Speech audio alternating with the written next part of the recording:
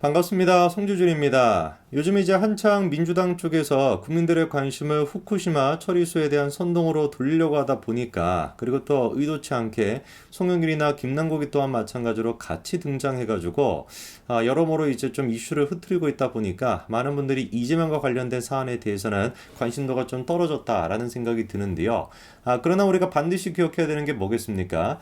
리짜이밍, 이재명을 둘러싼 이 사법 리스크는 반드시 우리가 결판을 내야 된다라는 거. 정말 대한민국 정치 역사상 이 정도로까지 부패했다라고 하는 혐의가 나왔던 적은 존재한 적도 없기 때문에 처음부터 끝까지 처음에 우리가 관심 많지 않았습니까? 대선 그 기간 동안에 그때 관심을 이재명에 대한 사법 처리가 완료될 때까지 끝까지 가지고 있어야만 합니다. 그게 대한민국 정치가 바로서는 첫걸음이 되겠죠. 오늘 제가 그런 차원에서 이재명에 대한 그 사법 리스크 중에 대표적인 거 북한에 대북 송금을 해줬다라고 하는 논란이 있지 않습니까? 그게 어떻게 진행이 되고 있는지에 대해서 말씀을 드리고자 하는데요. 결론부터 말씀드리면 좀 간단합니다. 이재명 측에서도 이 부분에 대해서 굉장히 예민하게 생각하고 있는 것 같다라는 거예요. 그래서 이재명 대표의 그 당대표실에 근무하고 있는 직원까지 동원해가지고 내부 문건을 빼돌렸다. 이런 지금 얘기가 나오고 있는 상태인데 도대체 이재명한테 이 대북 송금이라고 하는 게 어떤 의미가 있는지를 좀 살펴봐야 되겠죠. 자, 그런데 최근에 이재명이가 다음 같은 얘기를 한 거 여러분들이 알고 계실 겁니다. 갑자기 뜬금포로 등장해가지고 뭐 국회의원의 불체포 특권을 내려놓자 뭐 이런 식의 얘기를 꺼냈는데 이거는 뭐 누가 듣든지 간에 직관적으로 우리가 알 수 있는 것이죠. 저거는 그냥 헛소리다. 저거는 그냥 선동이다라는 거 금방 우리가 알 수 있지 않습니까? 뭐 사실 뭐 논평할 가치도 없는 것인데 그럼에도 불구하고 우리가 생각해 봐야 되는 중요한 포인트가 한 가지가 있죠. 왜 이재명이가 하필이면 지금 시점에 불체포 특권을 내려놓자 이런 식의 얘기를 꺼냈을까? 그 근본적인 이유에 대해서 생각을 해봐야 되는 것인데 물론 과거에도 이재명이 불체포 특권을 내려놓자라는 얘기를 꺼낸 적이 있습니다. 근데 그거는 당대표가 되기 전 그리고 뭐 대통령 선거 그 기간 동안에 했던 얘기였던 것인데 왜 하필이면 지금 꺼냈을까? 바꿔 얘기해서 당대표가 되고 난 뒤에 얘기를 꺼내지 않고 왜 지금 꺼냈을까? 그 이유를 생각해 봐야 되는 거 아니겠습니까? 사실 그런데 그 이유는 간단한 것이죠. 이재명에 대해서 기소가 이루어진 게 지금 몇 건이 있습니다. 대표적으로 대장동에 대해서 기소가 이루어졌고요. 그리고 김문기 씨를 모른다라고 얘기한 거에 대해서도 선거법 위반 혐의로 기소가 되어 있는 상태입니다. 그런데 그 기소가 되기 전에 왜 이재명이가 불체포 특권을 내려놓자라는 얘기를 안 했을까요? 뻔한 거 아니겠습니까? 자기가 그때 불체포 특권을 내려놓자라는 얘기를 했다가 대장동이랑 김문기 씨를 모른다는 거에 대해서 기소가 됐었을 때 대번에 그냥 구속이 돼버릴 수가 있으니까 그게 두려워서 그때는 얘기를 못했다가 그 두 가지에 대한 기소가 이루어지고 자기에 대한 방탄이 다 이루어지고 난 뒤에 지금에서 이 얘기를 꺼내는 거 아니겠습니까? 근데 이 얘기는 바꿔 얘기해가지고 뭐라고 우리가 볼 수가 있는 거예요. 이재명 본인 스스로가 생각하기에도 대장동과 김문기 씨를 모른다고 얘기한 거 이거는 약간 위험했다라고 판단했다라고 우리가 볼 수가 있는 것이고 아직까지 이재명에 대해서 기소가 안 된 사항들 요건데 이제 뭐 정자동 그 호텔과 관련된 문제가 됐거나 백현동이나 위례가 됐거나 이런 식의 문제에 대해서는 약간 이재명이가 그리고 방북에 대한 것도 마찬가지죠. 대북 송금에 대한 거 이런 부분에 대해서는 이재명이가 좀 자신만만하다라고 생각하고 있다라고 우리가 판단해 볼 수 있다라는 겁니다. 그리고 이런 차원에서 오마이뉴스가 다음 같은 기사를 냈습니다. 한동훈의 검찰 이재명 수사에 대해서 다급해졌다라고 하는 기사를 이번에 냈는데요. 어떤 얘기를 하는지를 보니까요. 아까 전에 제가 말씀을 드린 뭐 그런 얘기입니다.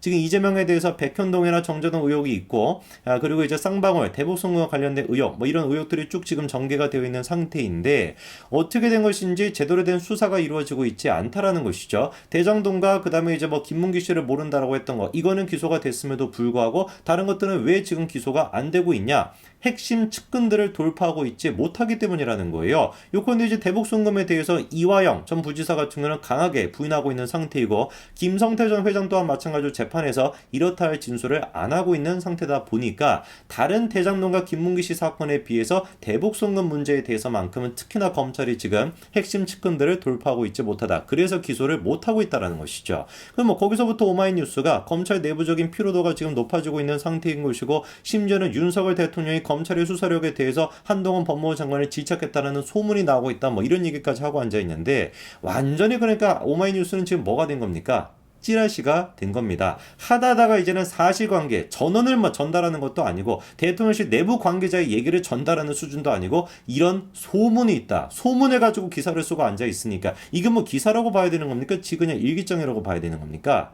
일기장도 안 되는 거네. 일기장 같은 경우도 사실을 쓰는 거니까 이거 뭐라고 해야 돼? 그냥 뭐 소설이라고 봐야 되겠죠. 오마이뉴스가 지금 이 정도 수준밖에 안 되는 거예요. 그리고 이제 뭐 대통령이 한동훈 장관에 대해 가지고 질책을 했다. 이것뿐만이 아니라 앞에 얘기했던 부분 대북 송금 문제에 대해 가지고 이화영이는 입을 다물고 있고 김성태 또한 마찬가지로 이렇다 할 진술을 안 하고 있기 때문에 검찰 수사가 지금 막혀 있다라고 하는 얘기도 철저한 지금 아까 전에 글을 쓴 사람의 망상에 불과한 겁니다. 물론 이화영이 지금 입을 안 열고 있는 거 그거는 팩트가 맞습니다. 그러나 김성태 전 회장이 입을 열지 않고 있는 거는 사실이 아니에요. 실례로 제가 몇 가지를 좀 말씀을 드릴까요? 6월 6일이었습니다. 김성태가 뭐라고 했습니까? 이화영이 이해찬에게 돈을 준다고 하고 돈을 받아갔다라고 하는 얘기를 꺼냈는데 이 김성태 전 회장이 했던 이 얘기가 의미가 있는 게 뭐냐면 지금까지는 그런 식의 의문이 있었죠. 의심은 됐었습니다. 워낙에 이제 그 이화영이라고 하는 사람 자체가 이해찬의 보좌관 출신으로 정치를 시작했던 그런 사람이고 그리고 이화영이가 무슨 뭐 대북 전문가다 뭐다 이런 식의 평가를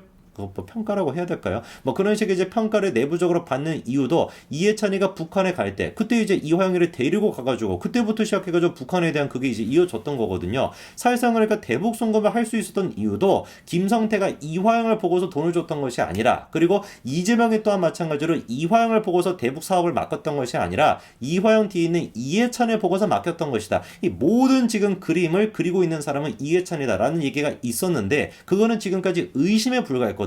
근데 처음으로 지금 김성태 입에서 누구 이름이 등장을 한 거예요? 이해찬의 이름이 등장을 한 겁니다. 이것만큼 중요한 게 뭐가 있겠습니까? 거기에다 금액도 지금 어마어마합니다. 월에 2천만 원에서 3천만 원 정도를 요구했고 그리고 그 요구에 따라 가지고 몇 개월 동안 뭐 몇 년 동안 그 돈을 줬다라고 하는 얘기가 지금 나오고 있는 상태거든요.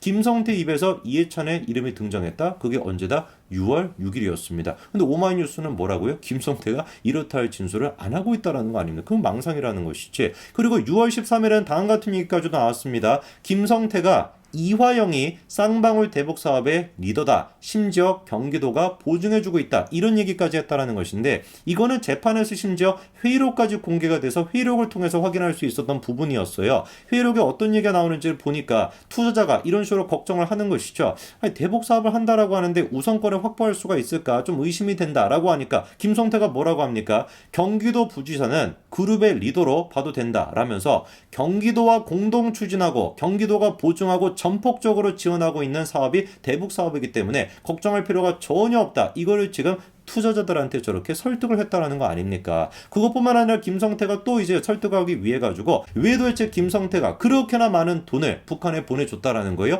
대북 지원하기 위해서 인도적 차원에서가 아니라 부지사 등의 요청이 전제가 되어 있었기 때문에 어쩔 수가 없었다. 다른 옵션이 없었다. 정확하게 지금 김성태가 얘기하고 있지 않습니까? 그럼에도 불구하고 오마이뉴스는 뭐라는 거예요? 김성태가 이렇다 할 진술을 안 하고 있다. 이런 거를 우리가 뭐라고 합니까? 정신 만족, 정신 뭐 다른 단어가 있는데 그거 하면 좀 못하게 될 것 같아서 못 쓰겠고 정신 만족을 하고 있다. 자기 지금 망상에 빠져 있다. 이렇게 이제 우리가 표현할 수가 있겠죠. 자, 그런데 이번에 오마이뉴스가 저런 식의 기사를 써가지고 뭐 부정을 타서 그런지는 모르겠는데 대번에 검찰이 어떤 얘기를 이번에 꺼냈습니까?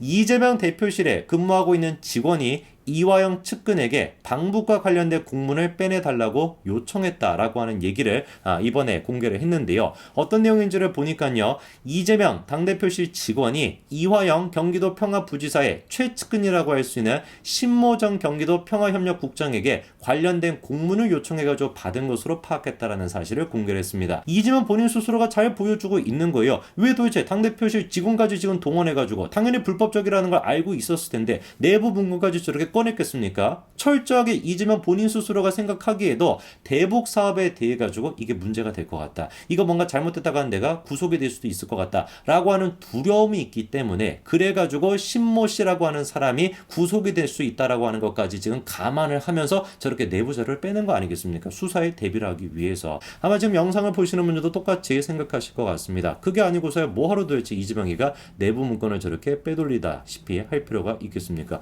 쥐가 공포가 공포감을 느끼고 두려우니까 하는 거에 불과한 거겠죠.